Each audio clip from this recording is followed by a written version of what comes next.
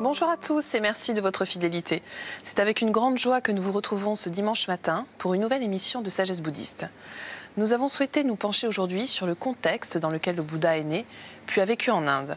Les populations indiennes anciennes étaient en effet très diverses, issues majoritairement de ce que l'on appelle le Grand Magadha, dans le nord de l'Inde, et du brahmanisme, avec, on s'en doute, des caractéristiques culturelles et religieuses bien différentes. Alors à quoi correspondent ces deux traditions? Se sont-elles rencontrées? Qu'a apporté le Bouddha dans ce contexte au niveau de la doctrine? Et comment s'est constituée sa communauté? C'est ce que je vous propose de voir avec notre invité. Dominique Trottignon, bonjour. Bonjour. Alors vous pratiquez le bouddhisme dans la tradition Theravada depuis une trentaine d'années et vous êtes le directeur de l'IEB, l'Institut d'études bouddhiques. Merci d'être avec nous aujourd'hui. Okay.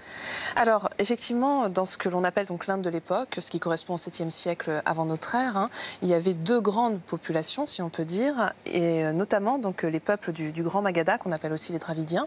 Est-ce que vous pourriez nous donner leurs caractéristiques? À quoi est-ce qu'ils correspondent?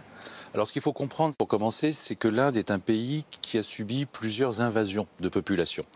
Et donc, tout le nord de l'Inde va être peuplé par des phases successives. Ce qu'on va appeler par commodité les Dravidiens, sont les populations les plus anciennes, vont s'installer à l'est du nord de l'Inde, ce qui correspond à peu près à la région du Gange lorsqu'il se jette dans la mer. Et plus à l'ouest, des populations plus récentes vont arriver ultérieurement, aux alentours de 1000 ans avant Jésus-Christ, et vont s'installer d'entre le Gange et un de ses affluents, qu'on appelle la Yamuna, dans un pays qui va s'appeler le pays du milieu. Et cette population, c'est celle qui va apporter en Inde le brahmanisme. Et on a ces deux populations, donc essentiellement brahmaniques et l'autre qu'on va appeler donc dravidienne, qui ont deux traditions spirituelles extrêmement différentes. Alors à quoi correspondent-elles? Commençons par les Dravidiens. Alors les Dravidiens nous ont transmis très peu de documents, mais on peut reconstruire, si vous voulez, à travers trois grandes écoles spirituelles que sont le jaïnisme, le bouddhisme et une autre école qui est beaucoup moins connue qui s'appelle l'adjivikisme. Ces trois traditions ont en commun d'être des religions essentiellement fondées sur des ascèses et pratiquées par des personnes qui s'isolent de la société, qui vont dans la forêt et qui vont pratiquer ce qu'on appelle le yoga, qui est vraisemblablement d'ailleurs très antérieur à l'apparition de ces trois courants. Et elles ont en commun un certain nombre de doctrines, de notions, notamment la croyance en des existences successives, qu'on va, selon les écoles, appeler des réincarnations ou des renaissances successives. L'autre point important, c'est de croire que la façon dont on agit, les actes que l'on produit, ce qu'on appelle le karma, selon qu'il est bon ou mauvais, va avoir une influence sur ces existences successives.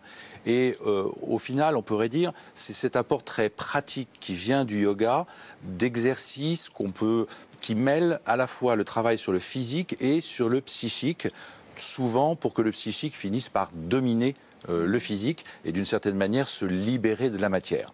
Ça, c'est vraiment le fond commun de ces populations qui habitent à l'est de l'Inde. Et alors, qu'en est-il des brahmanes? Alors les brahmanes qui arrivent beaucoup plus tard vont apporter en fait avec elles un fond qui est le fond indo-européen. Et il y a une communauté, si vous voulez, entre cette religion des brahmanes et les religions qu'on connaît en Europe, comme celle des Grecs et des Latins. C'est-à-dire que ce ne sont pas des religions ascétiques, ce sont des religions sociales. L'idée principale dans ces grands mythes fondateurs, c'est d'expliquer comment le monde a été fondé et comment la société est à l'image du monde.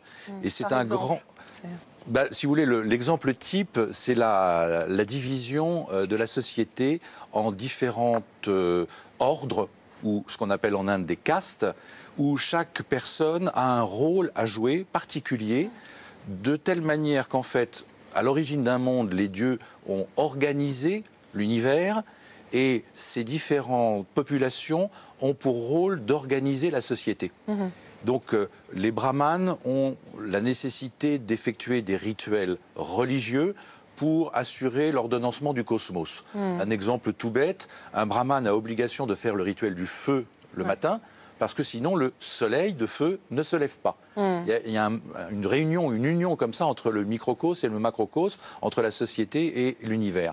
Les guerriers, qu'on va appeler les kshatriyas, ce qui correspond aux chevaliers dans nos sociétés occidentales médiévales par exemple, vont avoir l'apanage de la violence ordonnatrice, c'est-à-dire essentiellement faire la guerre pour rétablir l'ordre ou donner la justice pour rétablir l'ordre. Après, vous avez la troisième ensemble, une troisième caste, qui est celle des producteurs. Donc ça sera les agriculteurs qui produisent la matière consommable, mais ça va être aussi les artisans qui fabriquent des artefacts. Et puis au final, vous avez la dernière caste qui est celle des serviteurs, ce qu'on appelle les serfs à l'époque médiévale chez nous. Donc vous voyez, ces deux ensembles religieux sont totalement différents. Autant la population de l'Est de l'Inde, des ascètes, va avoir une spiritualité individuelle qui s'intéresse au salut de chacun, autant la religion brahmanique est une religion sociale qui, elle, s'intéresse à une organisation d'une foule, d'une multitude. Alors, on imagine bien qu'à un moment donné, ces deux populations vont finir par se rencontrer. Alors, quand et dans quelles circonstances, Dominique Trottignon? Alors, c'est difficile de dire quand. Ce qu'on sait, c'est qu'il y a un ensemble de textes qui va apparaître dans le brahmanisme entre le 7e et le 5e siècle, donc juste avant la naissance du Bouddha, où les idées de ces populations dravidiennes arrivent dans le brahmanisme. Et la première de ces idées, c'est l'idée d'existence successive. Donc en fait, quand on croit souvent que c'est l'hindouisme, ce qu'on appelle aujourd'hui l'hindouisme, qui a inventé cette idée de la réincarnation, en fait, ce n'est pas du tout le cas. Le brahmanisme l'a retrouvé dans ces religions indiennes qui préexistaient avant son arrivée. Et c'est donc ces textes des Upanishads qui montrent que les deux ensembles commencent à s'influencer l'un l'autre. Et donc c'est dans ce contexte que le Bouddha naît. Oui. Alors là encore, dans quelles circonstances? Et puis surtout, on pourrait se demander qu'est-ce que le Bouddha a apporté, notamment au niveau des idées. Alors au niveau des idées, on s'interroge encore, mais il est fort probable que le Bouddha a dû être formé dans la branche du jainisme, un de ces trois grands courants, avant qu'il fonde le sien propre. Donc c'est un mouvement d'ascèse extrêmement rigoureux, le jainisme. Et de ce point de vue-là, lui, il va apporter de la tempérance. Vous connaissez cette célèbre voie du milieu du bouddhisme qui essaye d'éviter les extrêmes. Les jains pensaient, par exemple, que pour mettre fin au karma, il fallait ne plus agir du tout et souffrir le plus possible. Donc le Bouddha va dire non, tous les actes ne sont pas du karma, il faut supprimer juste les actes qui sont karmiques, les autres on peut continuer à agir normalement, et puis la souffrance ne sert strictement à rien, elle n'a aucune utilité, donc ça ne sert à rien de souffrir, de se faire souffrir davantage que la vie déjà ne nous fait souffrir. Donc ça c'est un première disposition. Après, par rapport aux pratiques de la méditation, il y avait des techniques qui étaient enseignées dans ces courants, ce qu'on appelle généralement les dhyanas. Le Bouddha va rajouter une forme de méditation qui est vraiment spécifique au bouddhisme, qu'aujourd'hui on appelle simplement vipassana, et qui est vraiment très spécifique au bouddhisme et qui n'existe que dans le bouddhisme. Donc là, il y a vraiment des différences importantes. Et vis-à-vis du brahmanisme, finalement, ce qui est intéressant de voir dans les textes les plus anciens du bouddhisme, c'est que le Bouddha s'intéresse finalement assez peu à ce que pensent les brahmanes. Ah oui. Et d'ailleurs, quand il s'y intéresse de quelle manière alors?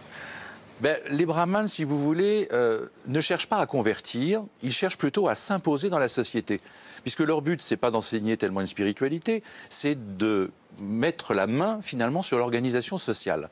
Et ils passent dans les textes bouddhiques pour des gens qui se manifestent avant tout par leur orgueil.